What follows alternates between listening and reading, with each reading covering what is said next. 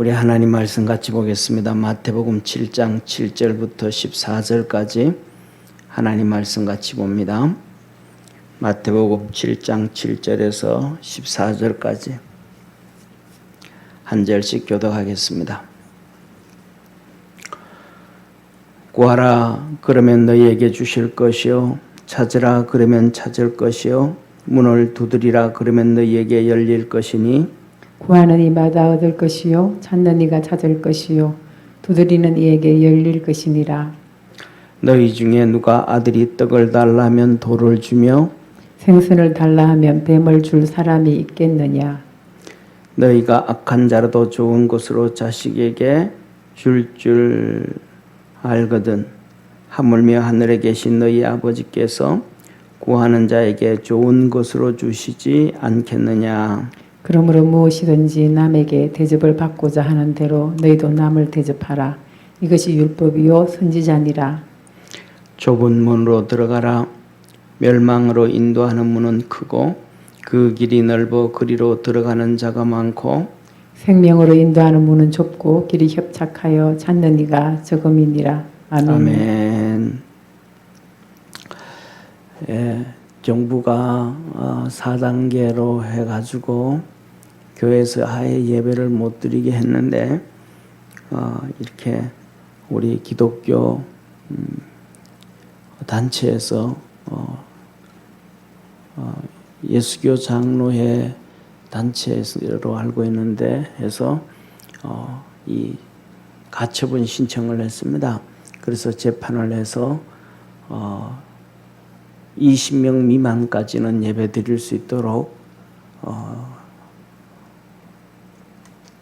법원에서 이렇게 정리를 했고 그래서 아마 그거는 이제 공간마다 이렇게 자리마다 이렇게 한 교회에서 20명이 아니고 아마 공간에 20명씩 들어가게 되어지는 것 지난번처럼 그럴 것 같아요.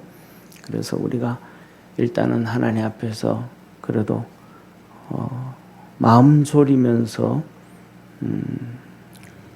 예배 못 드리게 한데 드려야 되기 때문에 마음 졸이는 그것이 아니고 일단은 우리가 예배 드릴 수 있게 되어져서 하나님 앞에 감사드리고 또 더 나아가서는 예를 들어서 이런 상황이니까 주일날 좀 우리 교회는 좀 작아서 그렇지만은 좀 큰 교회 같은 경우에는 예를 들어서 500명 넘어가는 성도가 되어진다 그러면 새벽부터 시작해서 예배를 2번 드리던 예배를 10번이라도 드리면서 20명씩 예배를 드려야 되지 않는가 그런 생각도 한번 해봅니다.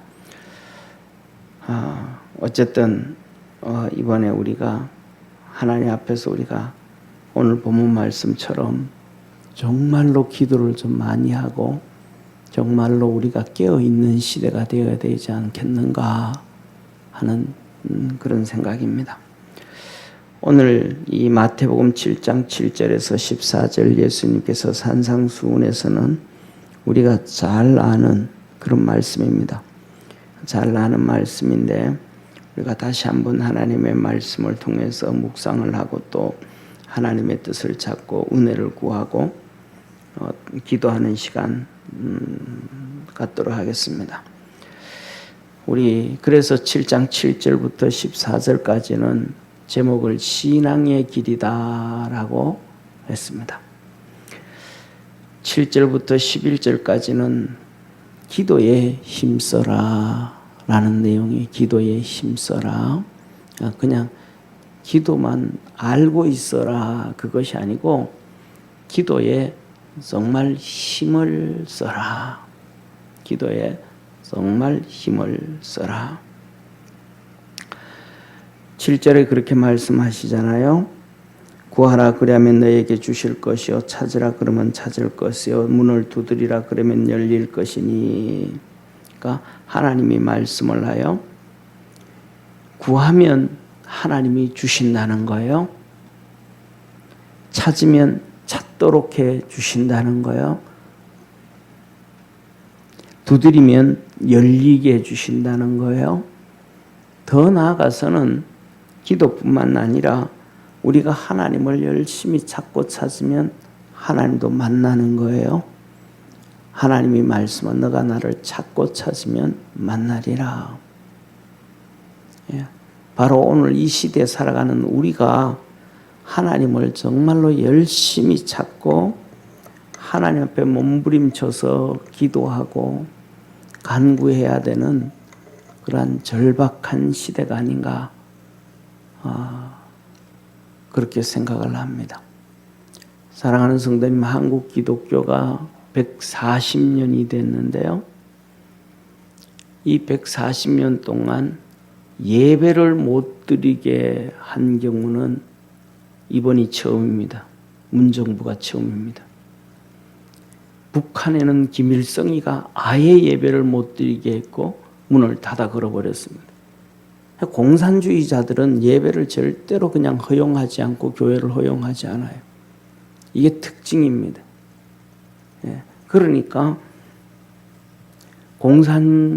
지금 공산주의의 종주국이 된 중국한테는 무슨 소리를 해도 아무 말도 안 하고 왕이가 툭툭 팔을 쳐도 아무 말도 못하고 하다 못해가지고 그 관료들 앞에서는 한마디도 못하고 대학교에 가서 중국 대학교에 가가지고 우리는 당신들에게 그냥 작은 봉우리입니다라고 떠들고 올 수밖에 없는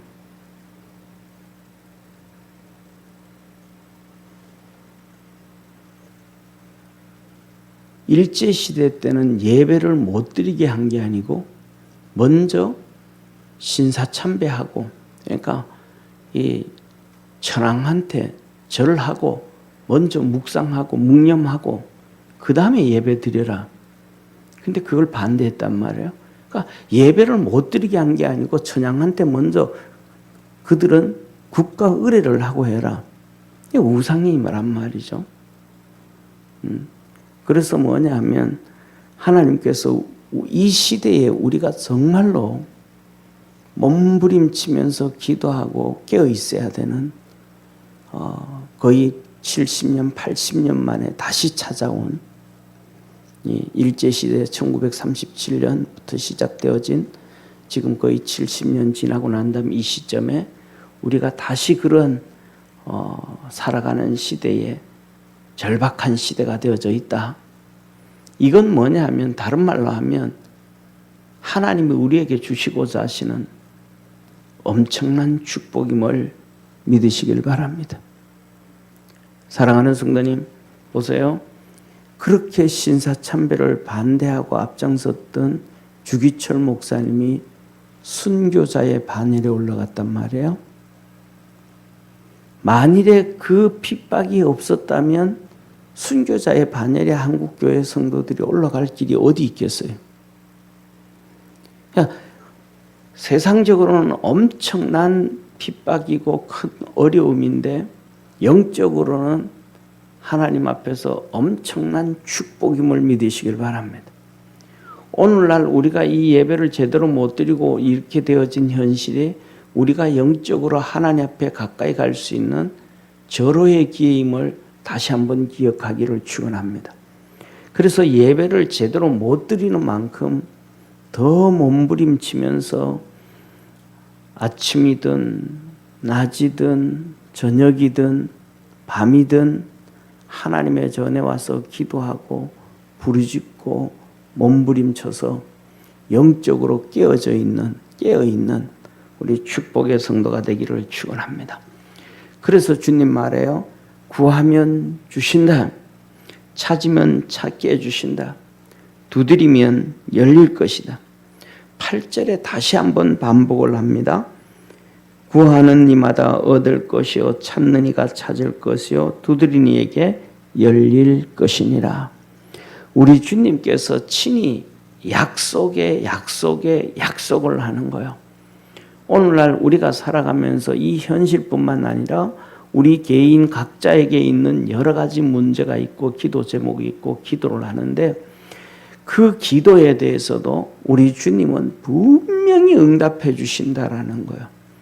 그래서 야고보서에 말합니다. 야고보서는 오늘과 같이 이렇게 큰 핍박과 박해 가운데 있는 데란 말이에요.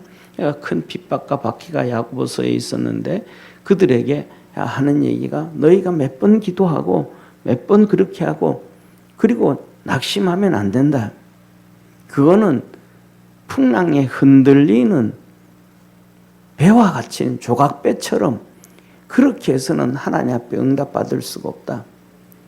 그래서 하나님 앞에 흔들리지 말고 기도해라.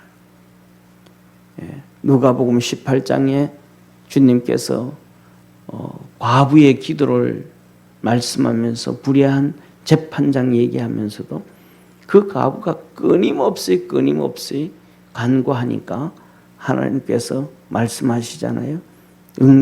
불의한 재판장도 응답해 주시는데 하물며 하나님이 택한 자녀들에게 기도하는 자에게 속히 응답해 주지 않겠느냐. 사랑하는 성도님, 우리가 하나님 앞에서 믿음 갖고 열심히 무슨 일이든지 간에 우리 개인 일이든지 교회 일이든지 직장과 일터의 일이든지 그 다음에 또 나라의 일이든지 열심히 기도할 수 있는 축복의 성도 되기를 축원합니다. 그 다음에 그 기도에는 분명히 하나님 말씀하셔요. 무슨 말씀이냐면 하나님은 좋은 것으로 응답하신다는 거예요. 하나님은 분명히 좋은 것으로 응답하신다. 그래서 9절에 말씀하시죠. 자식이 떡을 달라 그러는데 돌을 줄 부모가 어디 있겠느냐. 자식이 생선을 달라 하는데 뱀을 줄 부모가 어디 있겠느냐. 그러면서 11절에 하시는 말씀, 너희가 악한 자라도 좋은 것으로 자식에게 줄 알거든 하물며 하늘에 계신 너희 아버지께서 구하는 자에게 좋은 것으로 주시지 않겠느냐. 하나님은 우리에게 응답을 분명히 해주시고 또 하나님은 우리에게 좋은 것으로 응답을 해주신다는 거예요. 우리가 주 안에서 이 믿음을 갖고 살아갈 수 있는 축복의 성도가 되기를 축원합니다. 하나님께서 우리에게 좋은 것으로 응답해 주신다. 저 같은 경우에도 기도하는 것들 중에서 아직 응답되지 않은 것들요. 또 응답이라는 얘기는 내 관점이죠, 그죠? 하나님 이거는 이렇게 응답해 주시고 또 이거는 이렇게 응답해 주시고 하는 내 관점에서 기도를 하는 것이 있어요. 그런데 그런 것들이 아직 응답 안 되어진 것들도 많단 말이에요. 그런데 분명한 것은 뭐냐면 제 마음속에 하나님께서 그 응답이 늦어지면 늦어지는 만큼 하나님의 계획이 있다. 나는 빨리 이렇게 되어지기를 원하는데 그것이 늦어지는 만큼 하나님의 계획이 있다. 그 다음에 두 번째로는 내 마음속에 그 기도에 대한 하나님의 역사하심이 분명히 확신이 있습니다. 이게 우리들이 살아가는 믿음 아니겠습니까? 그러니까 우리가 하나님 앞에 기도를 할 때 두 가지, 누가복음 18장에 가부가 불의한 청지기한테 가서 기도하는 것처럼 밤낮 하나님 앞에 기도할 수 있는 믿음의 성도 되기를 바랍니다. 그 다음에 두 번째로는 야고보서에서 말씀하신 것처럼 흔들리지 않고 끝까지 믿음으로 기도하고 또 더 나아가서는 야고보서에 그러잖아요. 지혜가 부족하거든. 이 지혜는 세상의 지혜가 아니죠. 그죠? 신앙의 지혜가 우선이죠. 그러니까 이 신앙의 지혜가 있어야 하나님의 섭리도 좀 느끼게 되어지고 하나님의 역사도 한번 좀 깨닫게 되고 알게 되어지고 자기에 빠지지 아니하는 믿음 흔들리지 아니하는 그런 믿음이란 말이에요. 그런 거랑 기도란 말이에요. 그래서 우리 믿음의 성도들이 하나님 앞에서 정말 열심히 기도할 수 있는 축복의 성도가 되기를 축원합니다. 그 다음에 두 번째로는 오늘 여기 본 말씀 보면 이렇게 말씀하셔요. 앞에 기도를 얘기하시고 우리가 빨리 응답받을 수 있는 방법 중에 그 방법을 말 가르쳐 주었는데, 기도를 가르쳐 주시고는 12절에 뭐냐 하면 그러므로 그렇게 말씀하셔요. 12절에 보면 그러므로 하시면서 무엇이든지 남에게 대접을 받고자 하는 대로 너희도 남을 대접하라. 이것이 율법이요 선지자니라 그러셨습니다. 앞에 기도를 얘기를 하시고 그냥 12절은 다른 게 아니고 기도와 붙어져 있는 문장이에요. 기도와 붙어 있는 하나예요. 그러므로 이 말은 뭐냐면 네가 하나님 앞에서 응답을 빨리 받고 싶은 만큼 너도 남에게 빨리 이렇게 뭐랄까 반응을 좀 보여라 이래요. 우리 교회 왔던 우리 고영철 목사님이 있잖아요. 그 목사님이 이제 카톡으로 문자를 많이 보내고 또 이렇게 해요. 그런데 지난번에 한 번은 그래요. 목사님한테는 카톡 보내면 재미가 있어요. 왜요? 그랬더니 이렇든 저렇든 반응이 빨리 온대. 카톡을 보냈는데 이랬든 저랬든 반응이 빨리 온대요. 그런데 어떤 분들은 보내고 나면 막 그냥 답이 안 온다는 거예요. 읽고도 그냥 몇 시간이 지나도 카톡 보면 읽었는지 안 읽었는지 확인이 되잖아요. 읽고 난 다음에도 몇 시간이 지나도 답이 안 오고 하루가 지나도 답이 안 오고 안 온다는 거예요. 어쩌지 팔짝 뛰겠대. 뭐냐면 그런 거란 말이에요. 하나님께서도 너 나한테 빨리 응답받고 싶냐? 그럼 니도 좀 빨리 반응해라. 네가 좋은 걸 응답받고 싶냐? 그럼 너도 좋은 걸 줄 알아라. 하나님은 거의 뭐냐 하면 우리의 삶에서 조건부적으로 말씀하시는 경우가 정말로 많습니다. 우리가 잘 아는 주기도문에서도 우리가 우리의 죄를 사하여 준 것처럼 우리의 죄를 사하여 주옵시고, 하나님 앞에 용서 구하기 전에 먼저 용서해 주라는 거예요. 그리고 먼저 용서해 주고 난 다음에 와서 하나님 나 이거 사람 용서해 줬으니까 하나님도 나 용서해 주십시오. 오늘 여기에 본문 말씀에서도 네가 기도해서 응답받고 싶은 대로, 네가 좋은 걸 응답받고 싶으면 네가 먼저 좋은 걸 해주고, 네가 빨리 응답받고 싶으면 빨리 반응을 하고, 회개도 빨리 하고, 이 하나님 앞에 그러면서 여기서 하시는 말씀이 뭐예요? 율법이고 선지자니라. 이게 뭐냐면 진리라는 얘기입니다. 율법이 뭐예요? 율법은 절대로 고무줄처럼 늘어나지 않습니다. 율법은 딱 잡니다. 정확해요. 이 율법은 A라는 사람에게도 똑같이 적용되고 B라는 사람한테도 똑같이 적용되어지고 잘난 사람한테도 똑같이 적용되어지고 못난 사람한테도 똑같이 적용되어져서 하나님 앞에 가면 이것으로 심판을 받고 이것으로 상을 받습니다. 할렐루야. 하나님은 고무줄처럼 그렇게 적용을 하지 않으셔요. 똑같이 적용을 하시는 거예요. 똑같이.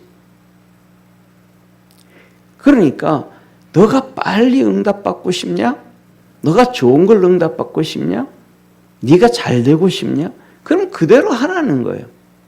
그리고 두 번째로는 뭐예요? 선지자니라라고 말씀합니다. 선지자니라라는 얘기는 뭐예요?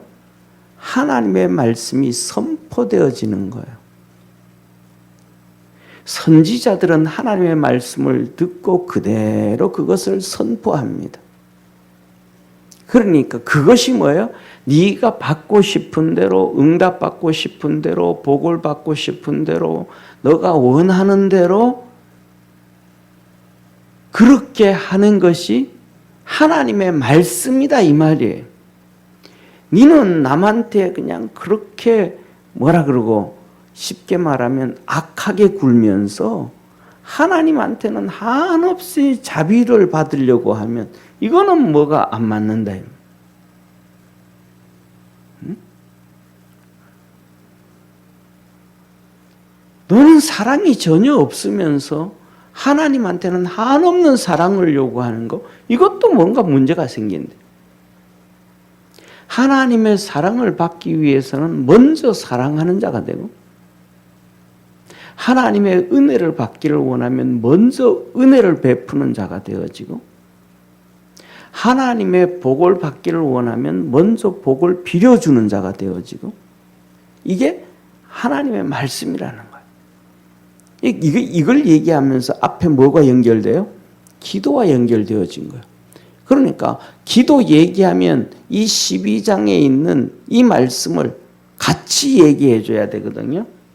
왜? 그러므로라는 단어가 12절에 앞에 그러므로라는 단어가 기도에 대한 결과론적 접속사예요. 그러니까 12절이 기도에 대한 결론이라는 얘기예요. 그러니까 이 12절의 말씀을 무시하고 나버리면 앞에 얘기한 7절, 8절, 9절, 10절, 11절이 그냥 뼈 없는 허물렁허물렁해져 버린다라는 거예요.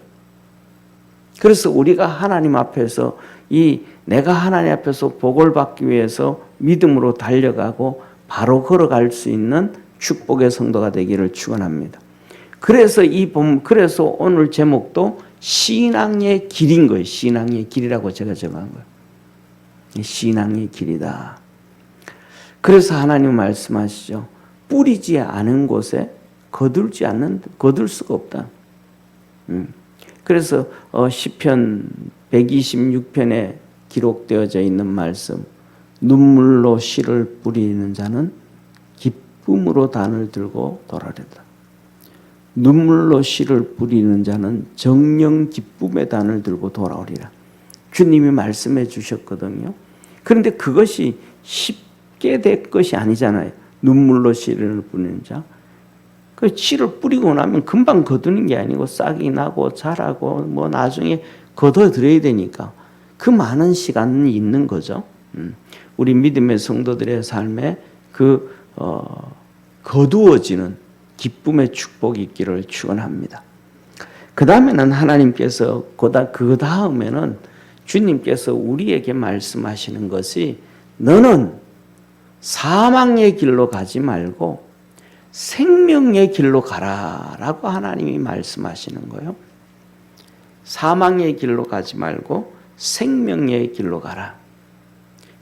사망으로 가는 길은, 멸망으로 가는 길은, 죽음으로 가는 길은, 망하는 길은 문이 넓고 길이 넓어요. 들어가는 자가 많다. 대부분 다 그렇게 간다는 거예요. 대부분 다 그렇게 간다는 거예요. 왜? 문이 넓고 길이 넓다. 같은 생각을 한다는 같은 생각. 전사님 PPT로 옮겨줘요. 그 길로 간다는 거예요. 그건 뭐예요? 보통 사람은 다 일반적이라는 거예요. 일반적으로 간다는 거예요. 화나면 소리 지르고, 기분 좋으면 웃고. 그러니까 보통 사람 다 똑같이 간다는 거예요. 그런데 신앙인의 길은 그렇게 가면 안 된다는 거예요. 예수님이 보여주셨잖아요. 예수님이 십자가에 못 박혀 죽으시면서도 기도를 하나님 앞에 이렇게 하시죠. 하나님, 저들의 죄를 사하여 주옵소서. 저들이 하는 것을 알지 못합니다. 그랬더니 스데반이 순교를 당하면서도 또 똑같은 기도를 해요. 하나님, 저들의 죄를 사하여 주옵소서. 돌에 맞아 죽어가면서, 예수님은 십자가에 못 박혀 죽어가면서 저들이 하는 걸 모른다는 거예요. 보통 우리가 보통 사람들은 다 뭐라 그래요? 보통 사람들은요? 나를 죽이려고 그러면 하나님 저는 죽여 주십시오 그래야 되잖아요. 저놈이 나를 핍박을 하면 더 핍박을 이렇게 해야 되잖아요. 저도 오늘 기도 그렇게 하잖아요. 다 그렇게 하잖아요. 그런데 뭐냐 하면 신앙인의 길은 생명의 길로 가야 된대. 그러니까 넓은 길로 가고 다 일반적인 길로고 많은 사람이 가는 길. 힘들면 다 주님 앞에 나오는 것 좀 뒤로 미루고 다른 거 먼저 다 하고 그냥 일반적인 거예요. 그런데 생명의 길은 좁고 협착하다는 거예요. 좁고 협착하다. 그냥 좁기만 해도 그런데 그게 협착하다는 거예요. 가기가 참 쉽지가 않다는 거예요. 그 길 가는 것 자체만으로도 용기를 내야 된다는 거예요. 힘 써야 되고 애써야 되고 그러니까 마음 편하게 갈 수 있는 길이 생명의 길이 아니라는 거예요. 마음 편하게 갈 수 있는 길은 사망의 길이라는 거예요. 생명의 길은 좁고 협착해서 용기를 내야 되고 마음을 먹어야 되고 결단을 해야 되고 그래도 그 길을 가기가 참 쉽지 않다. 정말로 뭐 이런 수많은 이것저것 이런저런 수많은 유혹들도 있고 그렇게 결단을 하고 결심을 하고 마음을 먹어도 그 길을 못 가는 경우가 많다라는 거죠. 그래서 우리 신앙인의 길은 쉬운 길이 아니다. 쉬운 길이 아니다. 그래서 야고보서 사도가 그렇게 얘기하잖아요. 그 핍박과 박해 가운데서 믿음의 성도들이 믿음의 모습을 보여주지 못하는 거예요. 그 핍박과 박해 가운데서 믿음의 모습을 보여주지 못하고 많은 사람들이 가는 것처럼 그렇게 가니까 이 야고보 사도가 어찌 너희들이 그렇게 믿음의 모습을 보여주지 못하면서 구원을 얻을 수 있겠느냐? 나는 내 믿음을 너희들에게 보여주겠다. 그렇게 힘든 결정과 결단을 해가죠. 그 다음에 똑같이 우리가 잘 아는 것처럼 이스라엘 백성이 가나안 땅 들어가서 하나님의 복을 받고 사는데 복을 받고 살다 보니까 다 편한 길로 가기 시작한단 말이에요. 한 발자국 한 발자국 다 편한 길로 가기 시작해요. 그래서 나중에 이 여호수아가 이스라엘의 족장들 다 불러놓고 마지막 메시지를 전해요. 하나님이 우리에게 베푸신 은혜, 하나님이 축복해 주신 것. 그러면서 그러면서 결론이 그러면 너희들은 너희들이 결정해라. 나와 내 집은 여호와만 섬기기로 마음먹었다. 힘들고 어려워도 좁은 길, 협착한 길 가겠다라고 여호수아가 결단을 내리는 거예요. 그랬더니 이스라엘 족장들도 우리도 그렇게 하겠다고 같이 결단을 했습니다. 그러니까 우리가 살아가는 신앙의 길은 좁고 협착한 그래서 뭐냐면 하나님은 우리에게 서로 성도들에게 서로 권면하고 서로 사랑하고 서로 붙잡아 주라 그러는 겁니다. 그래서 우리 믿음의 성도들이 그 길을 걸어갈 수 있는 축복의 길을 걸어갈 수 있는 믿음의 성도 되기를 바랍니다. 그래서 이 협착한 길이기 때문에 두 손 놓고 혼자 덜렁덜렁 가면 넘어질 수밖에 없어요. 협착하고 좁으니까 등산할 때도 잡아서 당겨주고 뒤에서 밀어주고 또 붙잡고 이렇게 벽 잡고 너 지나가듯이 그렇게 해야 된다. 우리 믿음의 성도들이 그렇게 믿음으로 승리하는 인생의 삶 되기를 주의 이름으로 축원합니다. 기도드리겠습니다. 전능하신 하나님 아버지, 우리가 살아가는 이 시대가 정말 기도해야 될 때요. 신앙으로 가는 길에 좁은 길을 가야 되고 협착한 길을 가야 되는 참 쉽지 않은 어느 때보다가도 힘든 그런 때인 것 같습니다. 우리 사랑하는 분당평강교회 모든 성도들 전부 이 주님께서 말씀하신 대로 그 믿음의 길을 달려가고 좁은 길을 달려가고 협착한 길을 두 손 붙잡고 서로 잡아주고 밀어주며 달려갈 수 있는 우리 축복의 성도들 되게 하시고 하나님 앞에서 멋있게 승리하도록 도와 주옵소서. 구원하신 예수님의 이름으로 기도드립니다. 아멘.